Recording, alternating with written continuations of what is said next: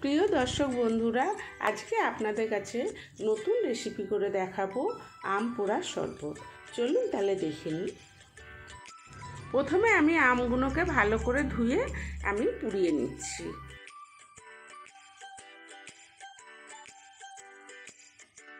আম দুটো পোড়ানো হয়ে গেছে, এবার আমি ছাড়িয়ে নেব।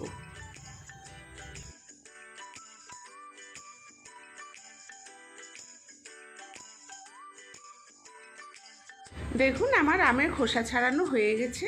এবার আমি আমগুলোকে ছোট ছোট পিস করে কেটে নেব।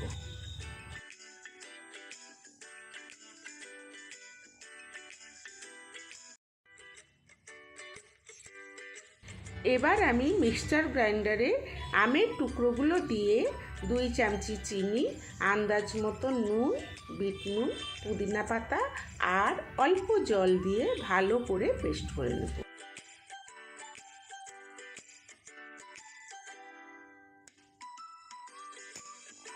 দেখুন আমার পেস্টটা করা হয়ে গেছে। এবার আমি গ্লাসে আইস কিউবগুলো দিয়ে দেব। দেখুন আমি যেই আমের পেস্টটা বানিয়েছিলাম সেটা এবার গ্লাসে আমি দিয়ে দেব।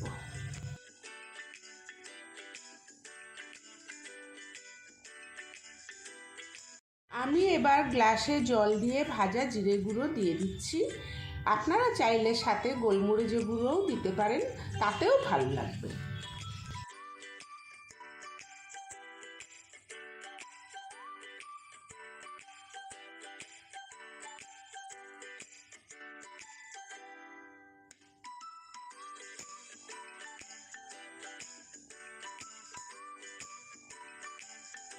দেখুন আমার পোড়া আমের শরবত রেডি। এটা খেতে খুব ভালো লাগে।